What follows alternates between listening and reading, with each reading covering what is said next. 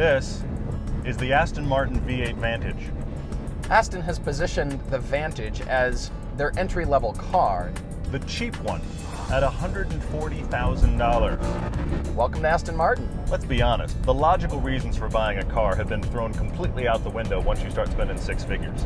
What you're paying for in the Aston is the experience of being in a special car.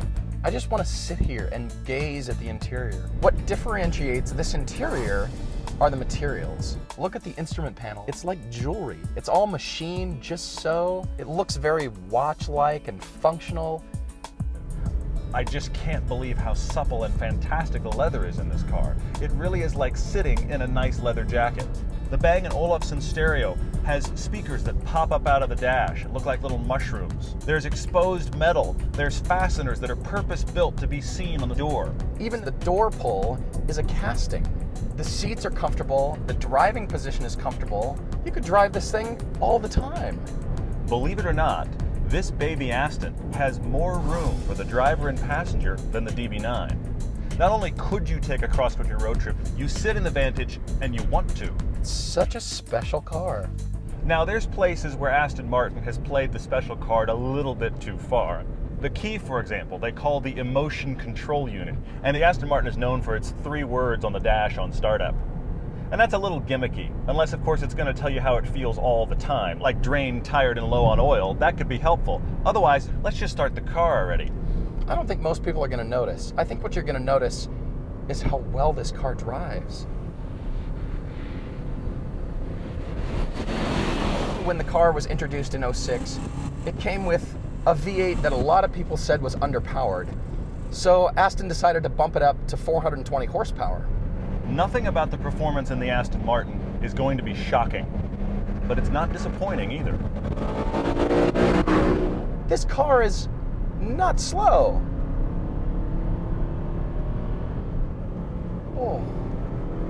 Are there faster cars? Yes, of course there are. But it's not always about having the most power, the quickest 0 to 60 times, the fastest, the bestest, the mostest. This package is just right, really nimble.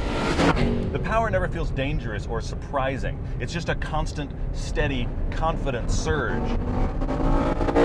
And more powerful supercars can just make you smile with sheer grunt. The Aston can't do that. Would I want more power? Of course, more power is great, but whatever. This car is such a well-designed, well-executed package. This car is very female. It's very sensual. The rear track is wider than the front, and it has hips and great flowing lines down the side. What I really like about the back of the Vantage is how that ducktail spoiler comes around the rear 3/4 of the car and goes right into the shoulder line. This car is sex on wheels. Here's a car that's really no longer than a Porsche Cayman S. It looks about twice as long, and that has everything to do with that great flowing shoulder and roof line. There's not a lot of unnecessary scoops and holes and fins and junk all over the car. It's a single shape, a beautiful shoulder line, and a pretty face. Now, I hate it in this color. I like it because it's not too flashy. It's a special car, people notice you, but it doesn't shout, hey, look at all this money that I spent. This car looks great in yellow. It looks fantastic in red. Why mute it with this off-color gray? You buy it because it's a classy understatement. No one is buying an exotic car to be ignored. And you might think, oh, I like it in gray. I like it in silver. I feel like James Bond. You're not James Bond. I'm not James Bond. But it is a beautiful car. What the Vantage says is that you know something that everybody else doesn't. This is not necessarily just a GT car. This is Aston's sports car. There's a sharpness when you start to go real fast through some high-speed corners, and this car comes alive. The reason the Vantage feels so nimble, it's got a near perfect 50-50 weight distribution. The Aston's driving dynamics are as accessible and comforting as its interior. There's nothing about the Vantage that is daunting. You can drive this very expensive car very fast and never feel like it's going to get away from you or suddenly, oh my lord, what's happening? Now, it's not a track car, but I think you can drive this all the time. And I know exactly where this car is going to land when I come out of the corner. It gives the impression that most owners are probably going to get to take this car pretty close to its limits and really enjoy themselves. The Aston's trying to be an event. And it is. But there are cars that are far cheaper that will outperform the Aston in almost every area.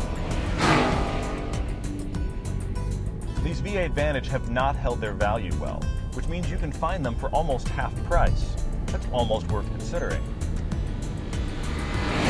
But I liken this car to people who wear expensive watches. There's just something about them that says they've got some taste and class, but they're not trying to flaunt it. I don't even wear a watch.